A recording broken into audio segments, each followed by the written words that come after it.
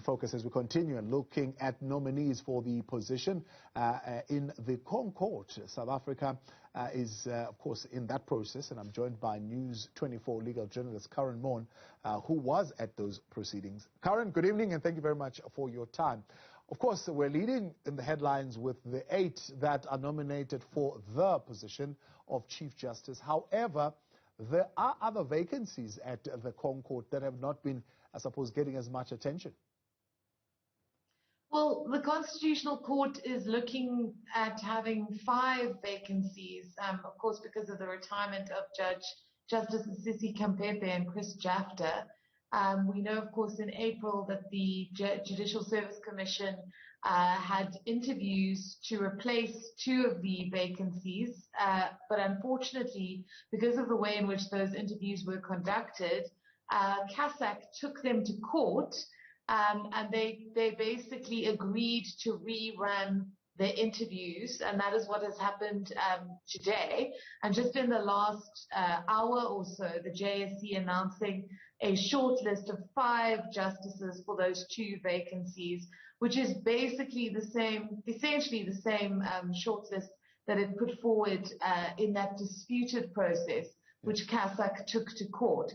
And of course, that's Judge Faiza Katri Setloane, Jody Colopin, of course, was one of the judges who ruled against Ace Magashule in his challenge to his suspension.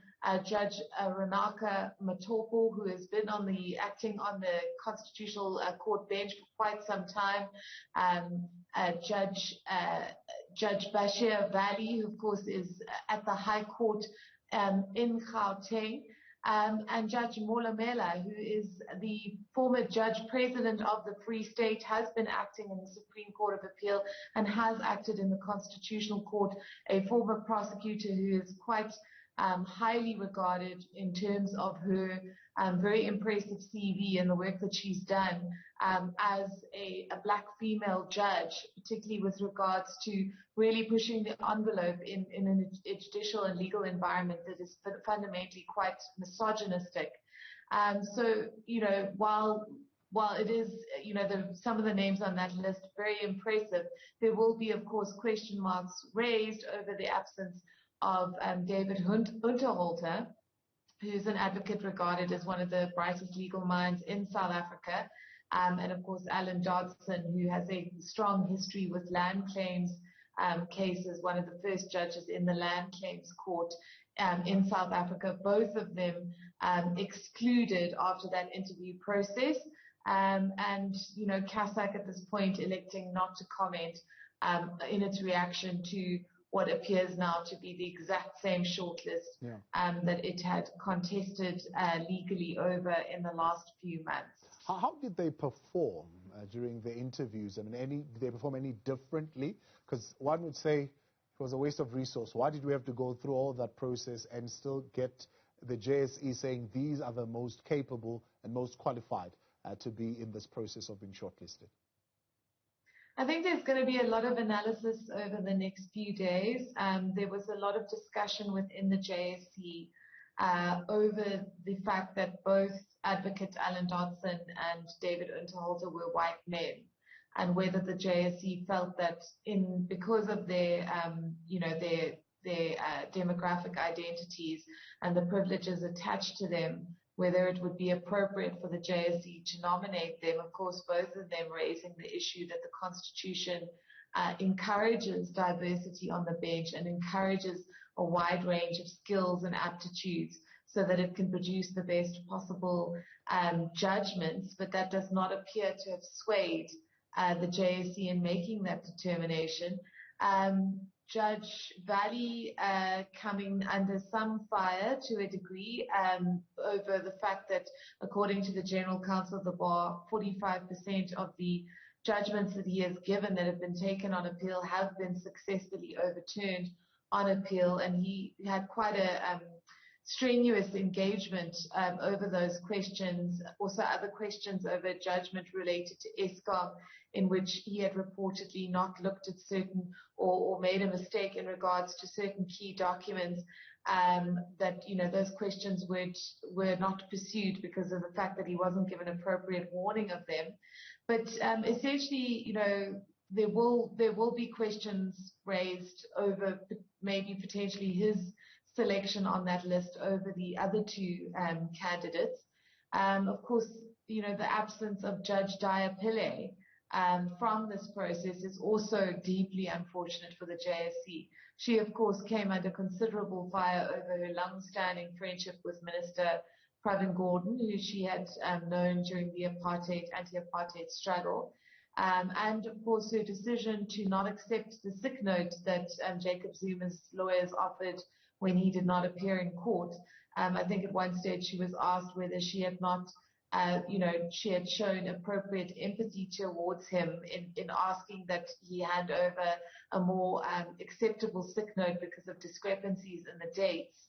And of course, coming under fire for her defamation ruling against the former president, which was not successfully appealed in either the Supreme Court of Appeal or the Constitutional Court. She came under attack by Zuma himself for being on the bench that considered the contempt case against him. And of course, that situation was exacerbated when the outgoing Chief Justice Mogoeng added fuel to the fire by questioning why Karyn Maughan had asked him how she had done in an interview for the SCA. After that process, which was raised by CASAC as one of the grounds for why they believed those constitutional court interviews were irrational, unlawful, and unconstitutional, she opted not to participate in the second round of interviews. Yeah. Given that the JSE has stuck to its guns and kept to the shortlist that it did in the first process, she was probably wise to do so, particularly given the level of abuse she went through during that first interview process. Yeah. The JSE, of course, adopting a criteria for this particular batch of interviews. Did they stick strictly to that criteria and avoided those issues that initially then had them taking that process to court? There was a political dimension to the hearing. I mean, there were questions at one point that were put to Judge Unterhalter about the Constitutional Court's decision with regards to the imprisonment of the former president. He was asked by one of the commissioners whether, there was an Ubuntu aspect to the law, whether there was an African jurisprudence that should have been applied there. Given that Jacob Zuma was an 80-year-old man, was it appropriate to send someone of that age to prison? Again, Unterhalter also facing questions over his membership of the Jewish Board of Deputies, which was one of the issues that CASAC raised in its original litigation about, essentially him being accused of being a Zionist and facing objections by the Black Lawyers Association and BDS for what they perceived as an anti-Palestinian stance, which he had to defend. And, of course, CASAC saying that some of the questions that were put to him were problematic. And Commissioner Madonsela, when he was again asking this question, saying that he needed to be careful in the way that he framed them, but again putting them to Unterhalter in the interview process.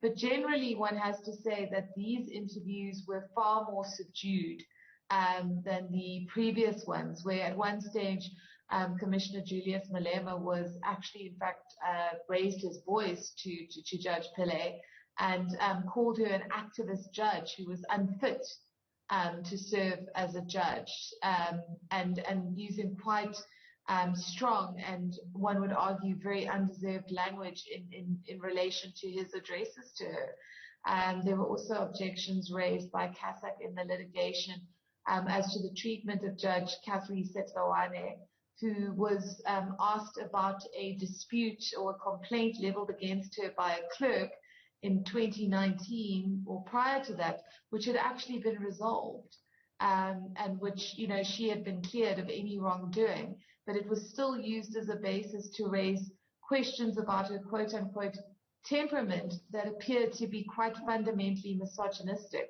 And that is especially problematic in an environment where women legal practitioners and women judges are very much still on the back foot in terms of the transformation agenda in the legal profession. Now, how different is this process going to be for the shortlisted ones for the position of Chief Justice? Is the criteria the same? And how long are those interviews expected to go for? Well, I mean, the important thing to recognize is that nominations list will now be subjected to scrutiny by the panel that's appointed by the president to come up with a short list of between 3 to 5 names.